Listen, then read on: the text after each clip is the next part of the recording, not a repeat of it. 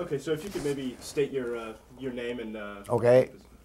My name is Everett Woodman, and I'm here at Lionbrook in New London, New Hampshire. I was a young teacher at Colby and later on a president at Colby for 10 years, 1962 to 72. There Okay. you go. If you could maybe go through the letter that you wrote to the students at Colby, and maybe give us some background on that. Yeah, it's a good idea because that statement was a bit unusual, I think, you know. It was pretty stern, and I was talking straight away to a lot of young women. But I think it's necessary to know the context because I was very critical of him that evening, and that was not in my nature. But this was during the 1960s, which was really the decade, the 10 years that shook it all up in America. This was a time when John Kennedy became president but was assassinated soon afterwards.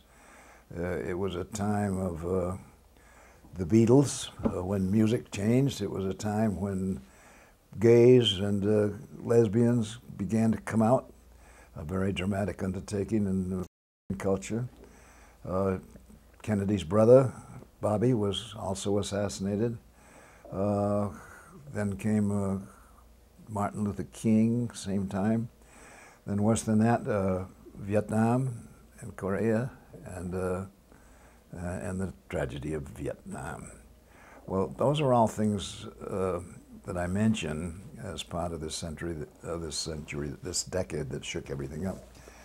Because it all reflected, all the troubles of the American society were reflected on the college campus. And it was all over the country. We probably had it mild at Colby, but we had it enough so that we had trouble. There was stress and there was strain. That's one reason I wanted to make this speech personally and individually to the students, although I had them all en masse in a group. Also my own background.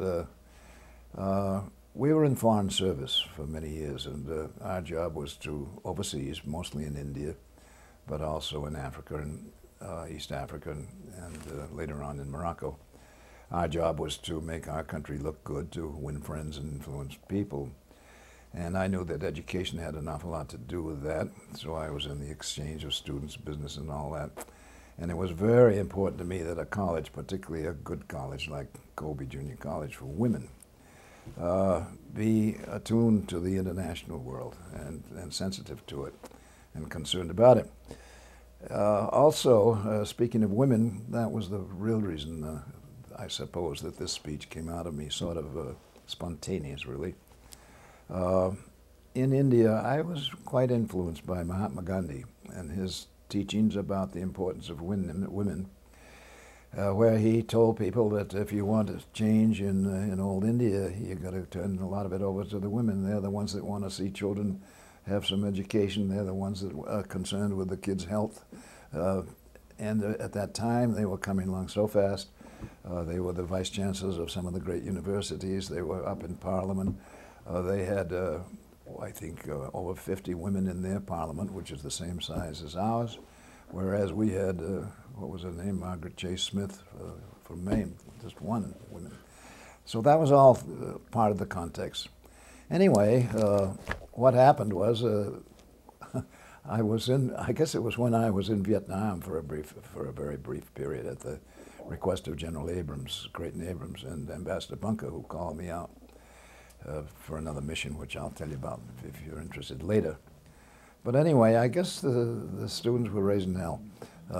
And it's all listed in the things they were doing, you know, drinking in the rooms, breaking the rules, government law, and shoplifting and things like that, and cheating on exams, and all sort of things that you didn't expect Colby students to do.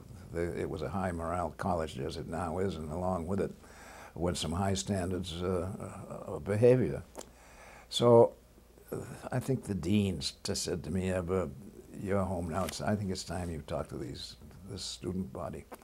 So I said, all right, call them all together in the gym at 10 o'clock tonight, and I will go alone. You faculty can stay away. I don't want to get mixed up. This is personal. So I did. I called them over. They all gathered in the gym, I think was now the Mercer building. So that's what we did. Now, you take over. Give me a question of some sort or another. You got him confused. No, it's all right. I can start to read. I can Oh yeah, if you want to take a couple paragraphs. If you don't mind that, yeah. Yeah, definitely. Well, first place, I wanted to impress them that they were this is a very well-known school, and that they were watched. People paid attention to Colby Junior College because only last month, I said, this was way back in April 1970. Only last month, the Science Research Associates in Chicago came out with a study that rated different colleges of different varieties, different kinds, as to their station, their rating. They chose Michigan as representative of a great state university, singled out Harvard as an Ivy League leader, Smith, representative of the Big Seven women's colleges, Grinnell, small liberal arts, Pomona, Western co-education, and for junior colleges, Diablo, Joliet, and Colby Junior College. We didn't ask for this, I so told the students. We were chosen because we are visible, and we are noticed, and we are watched. So I wanted them to hear that right off the bat. And then I said, the whole world is watching all of our leading colleges these days, and a lot of good people around the world, at least in those places where I came from, are watching and waiting and wondering.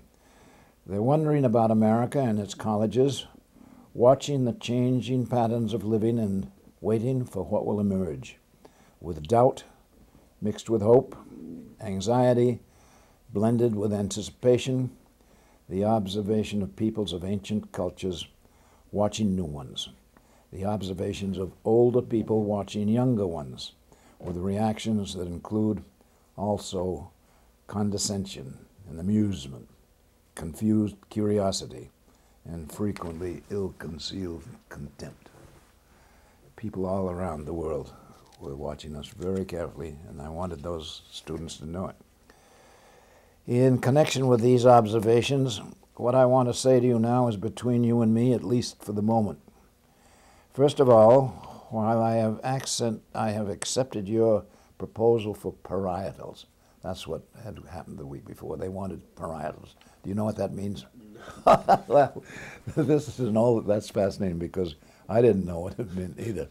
It simply meant the allowance of men to come into the girls' dormitories in the late afternoon or early evening, not to stay there overnight, but to visit. And this was beginning to happen. It probably sounds awfully old-fashioned to you guys in Rook dorm. Rook's where the action takes place. Anyway, this was a new movement coming on, and they wanted that. And we were reluctant about it because it was quite different. But we said, let's go ahead. We'll do it on trust. These students, these women students, are mature. They can handle it. They're not girls. Let's let them do it, or let's permit it. So I said, first of all, I've accepted your proposal for parietals with full confidence that the change can emerge into a stronger Colby, and let us be aware and care nonetheless that this will cause considerable concern on the part of many who are close to Colby, who are part of it, who are protective of it, responsible for it and to it, people who have contributed to the strength of the school for over 100 years and more, people who are as much and many who are more a part of it than you and I who come but lately and will soon be gone. So again, same thing, getting to realize that they're part of an ongoing institution that didn't come up just late yesterday. Then, of course, confidence in these women, which I always had, and that's why I came here. I came here knowing it was a good school because of that I believed in women and what they could do, like Mahatma Gandhi had said. My confidence in going ahead with what you have proposed is based, as always, on an estimate of you as women, young but nonetheless rapidly approaching your full maturity, and all the more ready to manage your lives in a mature manner. This is an expression of faith, and in the final analysis, an expression of faith is all this college is anyway. Yep, but people are getting skeptical about the likes of us, in these privileged places of education, and saying that while you are probably growing up faster, which is the phenomena we like to parade and applaud, that it is clear also that too many of you are staying younger longer, a phenomenon also too much in evidence and not without its outstanding models right here. I begin to wonder, indeed I must confess to you that when I look back over 8 years here, I begin to wonder whether I was right or just starry-eyed about Colby women. Because today, that word woman, in reference to some of you, seems less than accurate. And now I am wondering if it isn't a little bit hypocritical of me to refuse to recognize the obvious fact that so many of you are still girls. All right. Yep, you see the scenario. The fraud of fake tickets for the mixer last Friday, shoplifting in the local stores and shops, drinking in the dorms, excessive, irresponsible cutting of classes, failure to meet course requirements, plagiarism, breaking state and federal laws here, there, and everywhere, all of which easily could be excused a few years ago as thoughtlessness and poor judgments, because young people a few years ago were modest enough to consider themselves as young, and they received their consideration accordingly, for they were honest at least. I want to get along. Now, to finish this unpleasant message and get it off my chest, let me mention my concern for those who take our expectations lightly. For I get reports now and then that certain Colby students think Colby can't stand up to its standards or put its principle into practice. There seems to be an impression that you can break the rules and violate the code because the college won't take any action about anything, including drinking in the rooms. I trust that this opinion is not generally held, but it is important here to make matters clear. First of all, recognize that the college relationship to you is based on principle and not on permissiveness. And if it appears that permissiveness sometimes replaces principle, it is only because you have misinterpreted and made it that way. And it is inevitable that someone will make that mistake. The sad thing is, in doing that, you make yourself abandoned. Because when a parent or a teacher or a college administrator relaxes into permissiveness toward its children, its students, its young colleagues, it really means that that parent, that teacher, and that administrator no longer cares. Permissiveness seldom means kindness. It means that no one gives a damn. But you can count on one thing here in your relationship to Colby, and that is that your teachers and your administrators do care, and deeply enough, to run the risk from time to time of being unpopular. Let it be agreed that anyone who truly finds this circumstance so completely incompatible to her nature that she just can't stand it, then she should not only walk out of here but keep on going, for her sense of dignity should allow her nothing less. And the college should be dignified also, undignified to try to keep her here. But to those of you who are tempted to test this principle, I will be the first to honor your integrity and to kiss you goodbye. This is enough for tonight, maybe too much. I don't like to talk to women this way. I would rather go ahead from here with full confidence in our capacity together in justifying the faith which forms the foundation of this college, recognizing that it is a delicate thing, even a design for disaster for the weak, for the selfish, but as the formula for full functioning by people who will find their greatest fulfillment in their own inner strength. One can't face you, either one by one or in a group like this tonight, without sensing that strength and the power you possess.